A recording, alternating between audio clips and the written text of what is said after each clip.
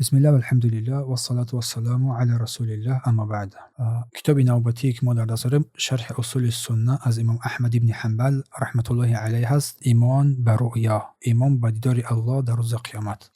امام احمد رحمت الله علیه میفرماید که ولی ایمان برؤیت یوم القیامه، ایمان با دیدار الله در روز قیامت. کما روی عن النبی، چون که از رسول الله روایت شده است، من احادیث صحیح، از احادیث های صحیح که از رسول الله صلی الله علیه و آله ثابت شده است. و ان النبی صلی الله علیه و قد رأى ربه، این که پیامبر الله با درستی که پروردگارش دیده است. و انه مأثور عن رسول الله، این که روایت شده است از رسول صلی الله علیه و آله صحیح است. رواه قتاده این رو روایت کرده است از عکرمه از ابن عباس و روایت حکم از ابن ابان و از عکرمه از ابن عباس و روایت علی ابن زید از یوسف ابن مهران از ابن عباس و الحدیث عندنا على ظاهره، و الحدیث میگه در نظر ما بر ظاهر گرفته میشه کما جاء النبی، چون از رسول الله صلی الله علیه و آله ثابت است. و الکلام فیه بدعه، و سخن در این مورد بدعت است. ولیکن نؤمن به کما جاء، ولیکن ایمان می‌آوریم به آن چگونه که در ظاهر آمده است.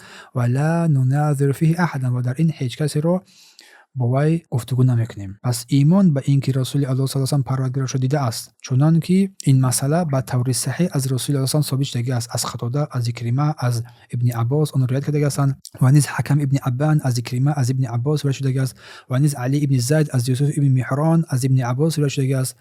و امام احمد چی گفت؟ و نزد ما این احادیث همان صورتی که آمده است به همان صورت قبول و پذیرفته می شود و چیزی از اون رو ما رد نمی کنیم.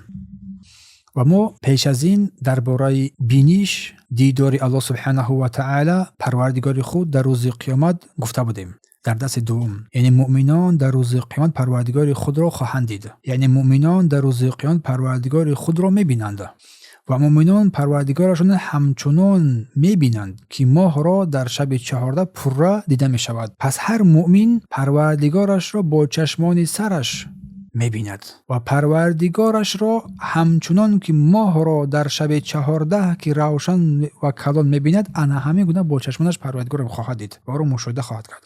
چون یک ماه یک رؤیا، یک دیدار روشن از برای تو بنده قرار میگیرد، انا همین گونه تو پروردگار را در روز قیامت روشن خواهید دید. بین تو و بین پروردگار هیچ حجابی نخواهد بود و الله سبحانه و تعالی پاک و منزه از هر عیب و نقصان است. عقیده صحیح و درست که اهل حق آن را اهل سنت و الجماعت تعیین کردن، اهل توحید این را تعیین کردن، اعتقاد دارند که مؤمنان الله متعال را با چشمان سر در روز قیامت چنان که ماه را در این دنیا میبینی روشن در شب 14 همین گونه پره میبینند.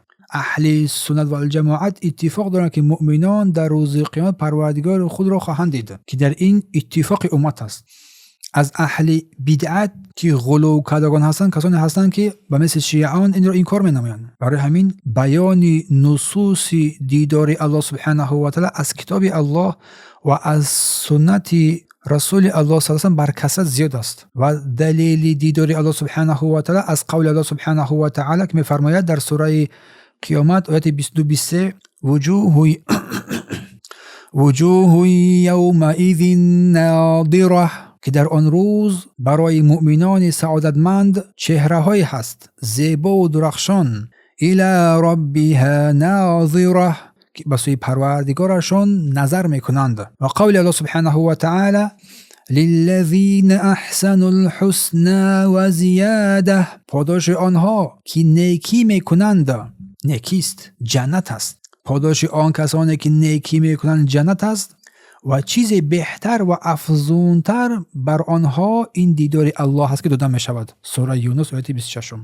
و در صحیح مسلم از صهیب در تفسیر این آیت آمده است که گفتند که این نظر کردن به وجه پروردگار است. در تفسیر این آیه کریمه که للذین احسنوا الحسنى و زیاده، که برای آن کسانی که نیکویی کردن برای آنها حسنا جنت داده می شود و زیاده این مشرف شدن با دیدار الله سبحانه و تعالی. و در صحیح مسلم آمده است که شخص پروردگار خود را در دنیا نمی بیند، شخص در این دنیا پروردگار خود را نمی‌بیند و این قول پیامبر صلی الله علیه و سلم اعلموا ان احدکم، بداند اینکه یکی از شما لا یرا، نمی‌بیند ربه پروردگارش حتی یموت، حتی اینکه بمیرد. در کتاب در صحیح مسلم در کتاب فتنه از نشانه‌های قیامت باب ذکر ابن سید که بداند هیچ کس شما پروردگارش نمی‌بیند حتی اینکه بمیرد. و ممکن است که الله متعال در خواب دید. و در صحیح بخاری روایت شده است که رسول الله صلی الله علیه و سلم فرمودند انی رأیت ربی، من پروردگارم را دیدم به احسن صورت، در بهترین صورت. و گروهی از صحابگان که الله از آنها راضی باد روایت کردند که پیامبر الله صلی الله علیه و سلم پروردگارش را در بهترین صورت دید که در میان آنها معاذ بن جبل، ابو عبیده و ابو عبیده بن جراح، عبدالرحمن ابن الخضرمی، ابی هریره، انس ابن مالک، ابن عباس، ثوبان و ام طفیل که دیدار پروردگار در خواب که پیامبر دیدن او صلی الله علیه و سلم پروردگار در خوابشان. در بیان تلبیس جهمیه، شیطانگری های جهمیه و بدعت های کرامیه، مجلد 7 صفحه 128 129 ذکر نمودند. و آن پس از هجرت او صلی الله علیه و سلم در مدینه منوره بود. و از جابر ابن عبدالله رضی الله عنه روایت است که گفت روز در شب 14 یک پوراشدن ماه که با همراهی پیامبر صلی الله علیه و بودیم، آن حضرت صلی الله علیه و سلم به ما نگریست و گفت هر اینا پروردگارتون را با طوری روشن میبینین، چنان که این ماه را میبینی انا همون گونه پروردگار را با طوری روشن میبینی و تو در دیدار او سبحانه و تعالی خفه نمیشوی. و فرمود که و اگر توانی که هیچ چیز تو را از نماز پیش از برآمدن آفتاب و پیش از غروب آفتاب باز ندارد، آنها را ادا کن. نماز بامداد و نماز عصر را تأکید کردند و بعد از آن آیات را خواندند و پروردگار را تو پیش از برآمدن آفتاب و پیش از غروب آفتاب تسبیح بگوی. روایت احمد و بخاری.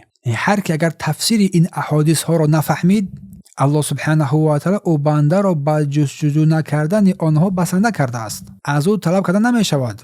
از آن چیزی که ذهنش محدود کرده شده است جستجو و تأکید نمی شود، بلکه باید به آن ایمان بیاوری و آن را آنگونه‌ای که وارد شده است بپذیری و با عقل بشریت جایز نیست که به سوی آن داخل عمیق‌تر چقرتر داخل شدن گیرد، در مدن گیرد. پس نصوص قرآن و سنت باید بدون تحریف، بدون تغییر، بدون تکییف، بدون تشبیه تصدیق شود و قبول شود به ظاهر آنها، خاصتا نصوص صفات الله سبحانه و تعالی که در نصوص صفات جای برای اندیشه، جای برای عقل و درک و رأی نیست. الله سبحانه و تعالی می‌فرماید که نزل به روح الامین، آن را روح الامین نازل کرده است. على قلبك لتكون من المنذرین، بر قلب تو آن را نازل کرد تا تو ای محمد از بیم دهندگان باشی. بلسان عربی مبین، با زبان عربی مبین، در سوره شعراء. و قول الله سبحانه و تعالی که فرمود ان انزلناه قرآنا عربیا لعلكم تعقلون، ما قرآن را با زبان عربی مبین نازل کردیم تا اینکه شما ای عرب ها معنی آن را بفهمید، در فهم آن یگان مشکلی پیدا نکنید، تا آنچه که در آن است به سوی آن راهنمود شوید، عمل کنید. و قول الله سبحانه و تعالی که ان جعلناه قرآنا عربیا لعلكم تعقلون، ما این قرآن را با زبان عربی مبین فرستادیم، نازل کردیم شاید که بفهمید، دریابید معنیش را. ابن عباس رضی الله عنه با وسیله حمد ابن سلمه از قتاده از اکرمه روایت کردند که پیامبر صلی الله علیه و آله فرمود رأیت ربی، من پروردگارم را دیدم. روایت احمد در مسند و ابن ابی عاصم و ایجوری در شریعه و بیهقی در اسماء و صفات ذکر نمودند. ابن ابان از اکرمه از ابن عباس روایت کردند که گفت محمد پروردگارش را دید. گفتم آیا الله نگفته است لا تدرکه الابصار و هو یدرک الابصار؟ آیا پروردگار نگفته است که چشمها او را نمی‌بیند و او چشمها را می‌بیند؟ ابن عباس گفت وای بر تو، این عدم نبودن درک نمودن چشمها زمانی است که الله با نوری که نور اوست ظاهر شود. و گفت الله دو بار خود را بر او نشان داد، بر رسول صلی الله علیه و سلم. ابن ابی عاصم در سنه و ترمذی و نسائی در کبرا و ابن خزیمه در کتاب توحید. و این سخن قول شیخ الاسلام را تایید می نماید که ابن قیم جوزی می گوید که امام احمد نگفته است که رسول الله صلی الله علیه و سلم پروردگارش با دو چشم سر دیده است. از امام احمد این گونه نازل نشده است، روایت نشده است که پروردگارش رو گفته باشه که با دو چشم دیده است در زاد المعاد.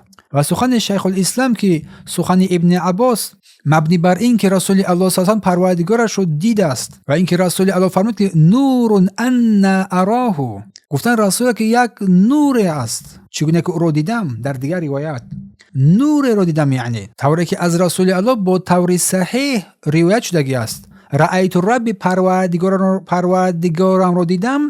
در دیگر روایت نور ان اراه، یک نور رو دیدم، نور است چگونه که او رو دیدم. اما این دیدار رأیت پروردگارم رو دیدم این در اسراء و معراج نبود، بلکه در مدینه منوره بود. زمانی که از نماز صبح در خواب ماندند و بر صحابه خبر دادند که در آن شب در خواب پروردگارشان را دیدند صلی الله علیه و سلم. برای همین بر این اساس است که امام احمد رحمت الله علیه گفت که بلکه بر حق پروردگارش را دیده است، چون که روایت امام احمد در بالا خواندیم، چون دیدار پروردگار حق است.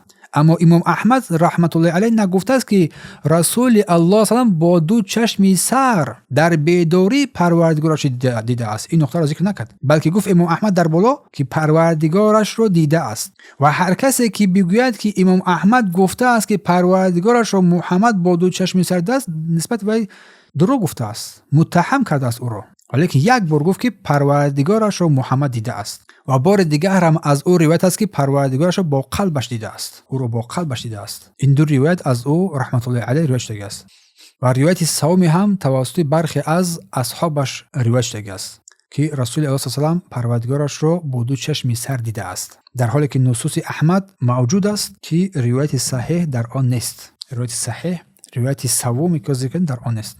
پس مسئله های در بیان دیدار الله متعال، پس دیدار مؤمنان پروردگارشان را در روز قیامت، این اعتقاد اهل سنت و جماعت است که بدون شک و تردید پروردگارشان را میبینند، چون که ماه 14 ماه شب 14 را انسان میبیند.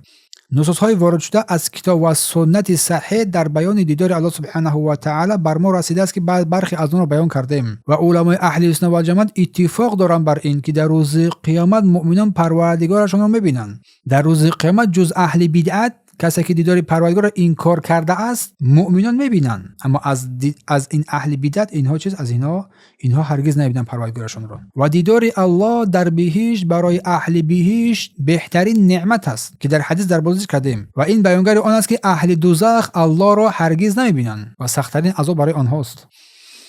و مؤمنان هرگاه بخواهند پروردگار خود را در بهشت میبینند. این دیدار حقیقی است. ابن قیم رحمت الله علیه میفرماید که برای مؤمنان در بهشت 4 در است که یکی از آن در بهشت در دیدار الله سبحانه و تعالی است. به درستی که رسول الله صلی الله علیه و سلم در شب معراج که پیش از هجرت بر مدینه بر معراج هجرت کرده بود، پروردگارش را ندیده است، یک نور دیده است که چونه که در حدیث گفتیم یک نور را دیدند و پروردگارش را بعد از هجرت در مدینه منوره در خوابش دیدند. مثلا به درستی که من پروردگار خود را با بهترین صورت دیدم صلی الله علیه و سلم گفتند. در خوابشان در مدینه منوره چونه که در نماز صبح در خواب ماندند، در همانجا بر اصحاب سپس ذکر و یادآوری کردند. این بود در بیان دیدار الله سبحانه و تعالی در دنیا و در آخرت و در بهشت. در این دنیا که کسی الله سبحانه و تعالی را دیده نمیتواند، چون الله گفت لن ترانی، موسی علیه السلام هنگامی گفت که من خود را به من نشان بده، گفت لن ترانی، تو ما را هرگز در این دنیا دیده نمیتوانی. این قطعی است، در این دنیا دیده نمیشود. اما در آخرت در صحرای محشر مؤمنان او سبحانه و تعالی را میبینند، اما از منافقان و کافران پوشیده میشود، نمیبینند، چون عذاب سخت‌ترین کافران منافقان این در دوزخ ندیدن الله سبحانه و تعالی است. اما مؤمنان در بهشت باشد پروردگار رو هر وقت که بخواهند او سبحانه و تعالی رو خواهند دید. این است بیان دیدار الله سبحانه و تعالی و میتونید به درس دوم برگردید. در این مورد هم با سخنانی هم بیان کردگی هستیم در مورد دیدار الله سبحانه و تعالی در روز قیامت.